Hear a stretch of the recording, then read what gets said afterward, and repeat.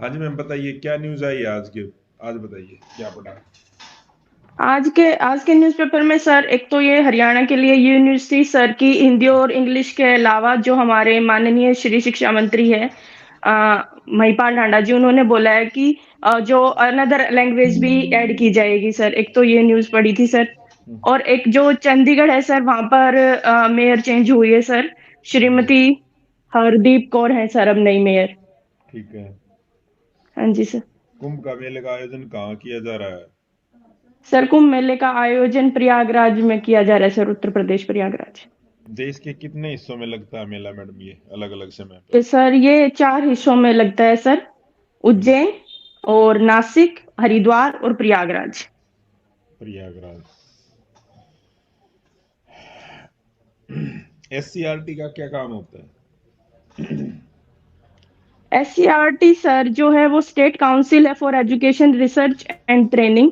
Sir ये हम्म, state level पर teacher training के प्रोग्राम बनाती है सर। और इसमें सर जो स्टेट लेवल पर एजुकेशन रिसर्च करना है कुछ तो उसमें भी सर एससीईआरटी काम करती है। उस लड़की ने भेजा था।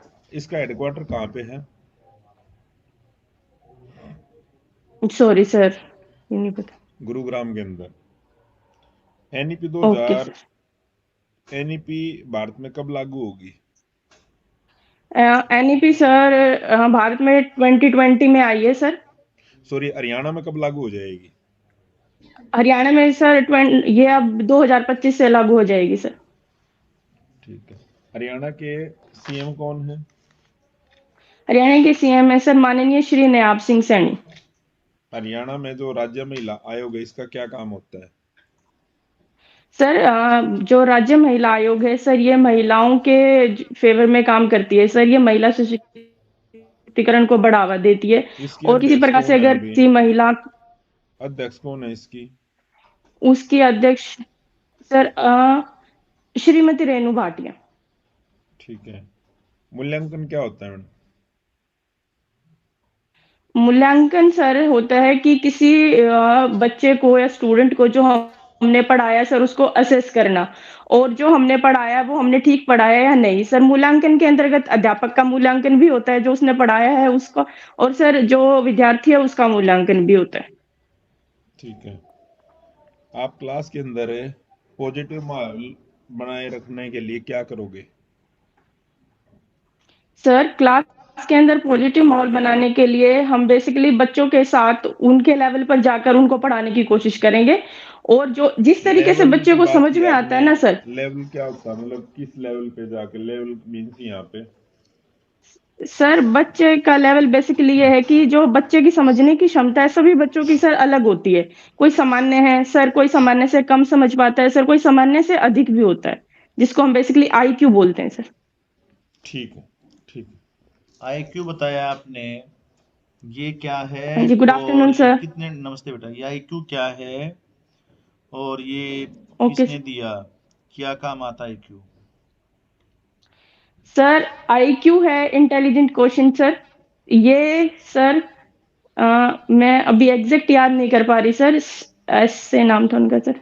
इसका क्या फायदा होता है बच्चों के लिए कि भाई हम क्यों मापते हैं आईक्यू? इसका सर ये फायदा होता है कि जब हम बच्चे के आईक्यू को माप पाते हैं तो फिर हमें पता चल जाता है सर इसकी समझने की क्षमता कितनी है। कि अगर ये सामान्य से कम है तो फिर मैं उसको उसके तरीके से समझाऊं चीजों को और अच्छे से समझाऊं। एम अगर ए ज्यादा एम है ए सर और तो सी फिर ए मैं क्या उसको होता किसी है? एक्स्ट्रा एक्टिविटी में एम इन्वॉल्व एम करूं। ए एम ए और सी ए क्या होता है? Sir mental as and chronological age. Okay. बिने साइमन ने दिया था, ये बिने और साइमन ने 1905 में। विनय साइमन 1905। Okay sir. ठीक है। ये बताइए, एलएलसी लिमिटेड लाइबिलिटीज जो कंपनी होती हैं वो क्या है? हाँ जी सर, लिमिटेड लाइबिलिटी कंपनी है जो उसके अंतर्गत ये है कि वो कंपनी फॉर्म जो कंपनी बनाई जाती है वो उसका परपेचुअल सक्सेशन है। और वो किसी लॉ के अंडर बनाई जाएगी और जैसे कंपनी एक्ट 2013 के अंडर उसको बनाया जाएगा और जो भी फॉर्मेलिटीज हैं वो उस एक्ट के अकॉर्डिंग कंप्लीट की जाएंगी। और जो भी उनकी जो लाइबिलिटी है ना सर थर्ड पार्टीज के लिए वो लिमिटेड होंगी। मतलब कंपनी अलग है और जो उसके मेंबर हैं उनकी जो भी स्टेटस है वो अलग है। ठीक है। आपने अभी कहा थर्ड पार्टी इंश्योरेंस होता है, वो क्या होता है? Third party insurance sir, sorry sir, अभी मैं इसके बारे में याद नहीं कर पा कोई बात नहीं। एस कॉर्पोरेशन, एक कॉर्पोरेशन का टाइप होता है एस कॉर्पोरेशन, ये क्या होता है? रही। एस कॉर्पोरेशन सर, सर आप कॉर्पोरेशन क्या इसमें होता है? सिंगल कॉर्पोरेशन के बारे में। कॉर्पोरेशन बताइए, स्टैंडर्ड कॉर्पोरेशन बता, पूछ रहा था मैं आपसे। Okay sir. कॉर्पोरेशन क्या होता है? एग्जैक्ट डेफिनेशन सर मैं इसकी नहीं याद कर पा रही सर। जो भी आपको याद है कॉर्पोरेशन का वो बता दीजिए। सर कॉर्पोरेशन में जो मेंबर्स होंगे सर वो मिलकर सोसाइटी के लिए काम करेंगे सर। पहली बात तो आपने कहा कि मैं एग्जैक्ट डेफिनेशन याद नहीं कर पा रही, आपको जो याद होता है वो बता देते, ये नहीं कहना होता। ठीक है सर। ठीक है, ठीक है। लगभग मोटी मोटी ओके चीजें, सर। ये जनरल सी बात होती है कॉर्पोरेशन में। कोऑपरेट करेंगे, मिलजुल करके काम करेंगे, सोसाइटी के हाँ, कॉर्पोरेशन के लिए काम मिलजुल के करेंगे। काम करेंगे सर। इसके वर्ड से ही पकड़ लो आप, ओके सर।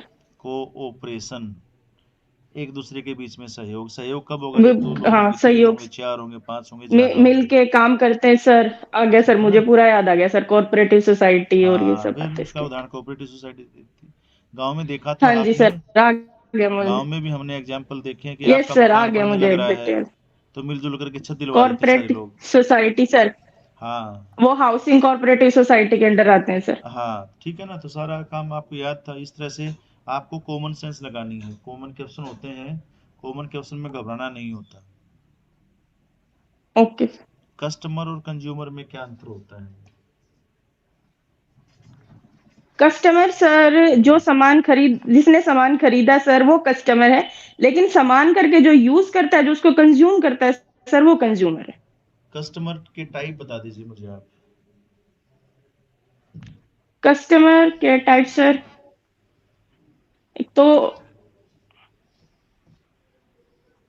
हम्म, एक तो आपने कभी, अभी अगर आप बाहर निकले हो दुकान पे, इधर उधर मॉल में, तो आप शहर में निकले हो तो डिस्काउंट लिखा हुआ है 26 जनवरी के हाँ उपलक्ष्य जी में सर।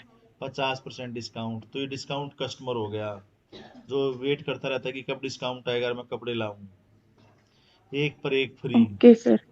वो डिस्काउंट कस्टमर हो जाता है। दूसरा होता है ओके कि सर। आप सामान लेने जा रहे हैं, आप अपनी सहेली को बोलो कि चलो तुम भी चलो, वो बस घूमने फिरने चलेगी, तो वांडरिंग कस्टमर होती है वो। ठीक है ना? Okay sir. वो एक आपका होता है लॉयल कस्टमर, जिसके दुकानदार वेट करता रहता है। ओके ठीक है ना? तो कई टाइप होते हैं कस्टमर के। चलिए कोई बात नहीं, आप मुझे ये बताइए इंटरव्यू क्या होता है?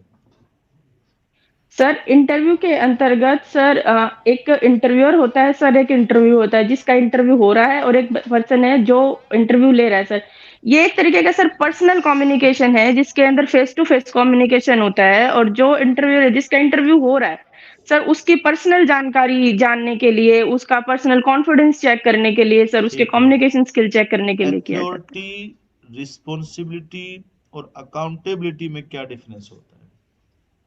Sir authority, responsibility, accountability. Authority में क्या होता है सर, जो सुपीरियर है वो अपने जूनियर को सर अपनी अथॉरिटी डेलीगेट करता है, लेकिन उसके साथ जब उसने उसको अथॉरिटी दी तो सर उसका उसको फिर उसके साथ उसको रिस्पॉन्सिबिलिटी भी डेलीगेट करनी पड़ती है कि अब आपको इस काम को करने की जिम्मेदारी है, और वो जो सारा काम कंप्लीट करके जो जवाबदेही होती है सर, वो अकाउंटेबिलिटी होती है। ठीक है। मार्केटिंग में और सेल्स में क्या डिफरेंस होता है? सर मार्केटिंग और सेल्स में डिफरेंस, सर सेल्स जो है वो बहुत छोटा पार्ट है सर मार्केटिंग के सामने। मार्केटिंग स्टार्ट होती है जब बंदे, कोई भी पर्सन है उसके माइंड में आइडिया जनरेट होने से लेकर सर जो टारगेट मार्केट है वहां पर कस्टमर सेटिस्फेक्शन तक मार्केटिंग चलती है, और ठीक सेल्स है। उसके अंडर एक छोटा सा पार्ट है। ठीक है बेटा, बहुत बढ़िया, शाबाश, काफी बढ़िया है, काफी अच्छा बता रहे हो। एक मिनट पढ़ा करके और दिखा दीजिए। Okay sir.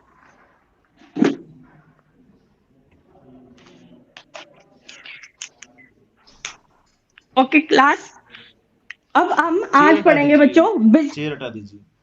Okay sir.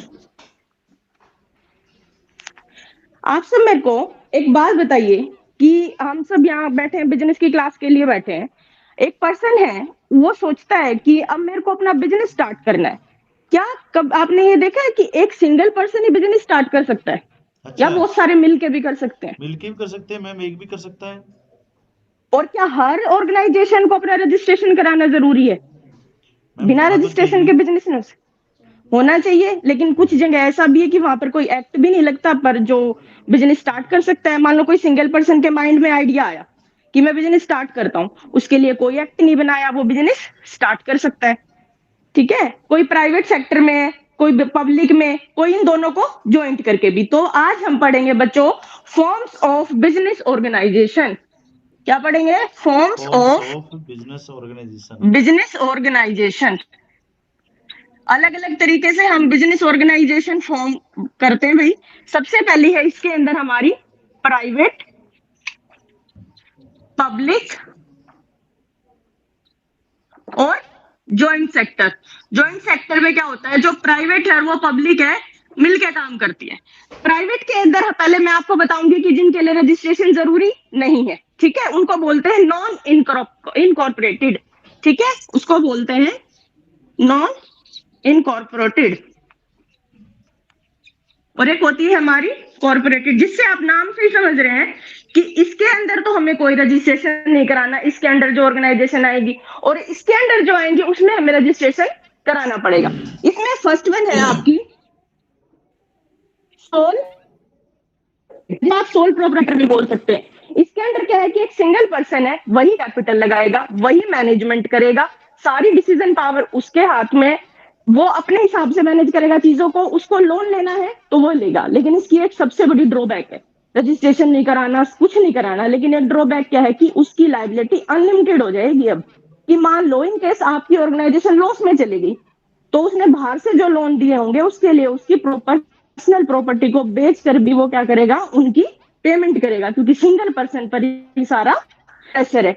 इस ड्रॉबैक के लिए हमारे पास एक और फॉर्म आई जिसको बोलते हैं हम पार्टनरशिप। ठीक है, अब आप बोलोगे मैडम पार्टनरशिप के लिए तो रजिस्ट्रेशन कराते हैं, भाई कंपलसरी नहीं है लेकिन यूजफुल है। ठीक है, ये किसके अंदर आता है? पार्टनरशिप एक्ट ठीक है बेटा, 1932 के अंदर इसका रजिस्ट्रेशन होता है। ठीक है, बैठ और जाओ, आ जाओ, आ जाओ।